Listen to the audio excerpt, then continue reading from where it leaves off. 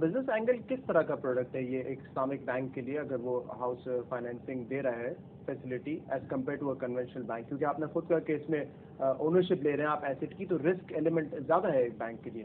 In fact risk دو risk ہے ہمارے ساتھ کنونشنل کے مقابلے میں. کنونشنل سے کریڈٹ رسک لیتا ہے اور اسلامک بینک پروڈکٹس جو ہیں وہ کریڈٹ رسک کے ساتھ رسک اینڈ ریوارڈ بھی ساتھ لے رہا ہوتا ہے.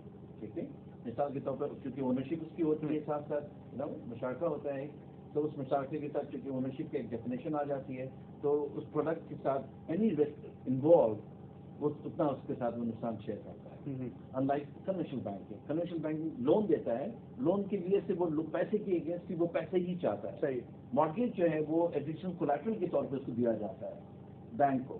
بٹ یہ اونرشپ ہماری ہوتی ہے، ایک سرٹن پورشن آپ کی ہوتی ہے اور اس پورشن کا اپنا رسک اینڈ ریوارڈ آپ کا ہوتا ہے. میرا پورشن کا risk and reward Islamic banking کا یا اسلامک پروڈکٹس میں میرے ساتھ ریلیٹڈ ہوتا ہے. So we are carrying to risk basically. We are carrying the market risk which is a credit risk, and then we are carrying this risk of ownership.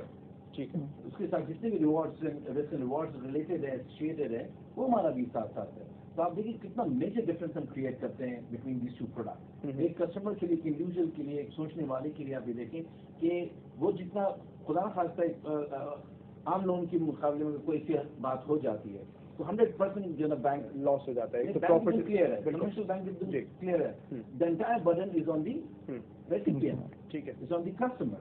یہاں پہ وہ صرف اپنی پورشن تک ریلیٹڈ ہے. خدا خاص 20% شیئر لے کے جتنا 20% کا اس کے ساتھ شیئر ہوتا ہے اسی 20% تک لاس بیئر کرتا ہے. ٹھیک ہے. The bank Islamic bank they bear the entire 80% risk with the customer. You see, that's the biggest difference you create between these two.